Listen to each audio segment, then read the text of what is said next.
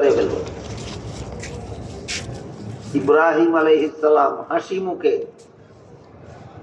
আল্লাহকে খুশি করার জন্য ছেলেকে জবাই করার জন্য রেডি হয়ে গেল। এটা কেমন সহজ পরীক্ষা? এই ধরনের বেশ কতগুলি কঠিন পরীক্ষা করেছিলেন আল্লাহ ইব্রাহিম আলাইহিস সালাম।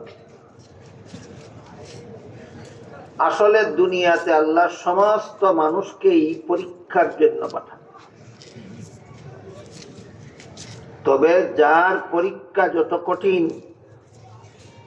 তার মর্যাদা হয় তত বড়। এই কথাটা আমাদের সকলের মনে রাখা দরকার।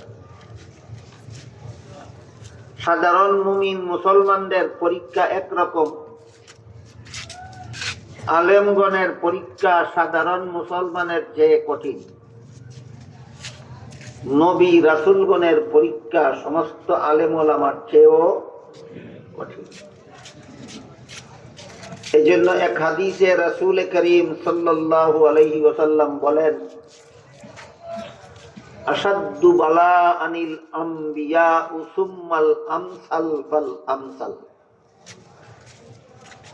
এর অর্থ হলো আল্লাহ দুনিয়াতে নবীগণকে সবচেয়ে বেশি কঠিন পরীক্ষার সম্মুখীন করেছে। নবীগণের পরে নবীগণের পথে যারা যত বেশি অগ্রসর হবে তাদের পরীক্ষা তত বেশি কঠিন হবে। এখানে এসে আমাদের মোটামুটি ভাবে জানা দরকার যে সাধারণ মুসলমানের পরীক্ষাটা কি, আলেমগণের পরীক্ষাটা কি, আর নবীগণের পরীক্ষার আলোচনা তো শুরুই হল। নবীগণের পরীক্ষার উদাহরণ হলো ইব্রাহিম আলাইহিস সালামের কঠিন পরীক্ষাগুলির ঘটনা। আলেমগণের পরীক্ষা হলো শুধু নিজে হালাল পথে চললে হবে না,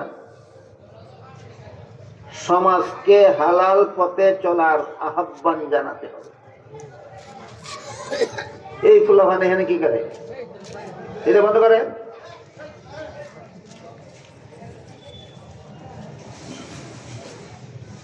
আলেমগণের দায়িত্ব হলো নিজেরাও হালাল পথে চলা।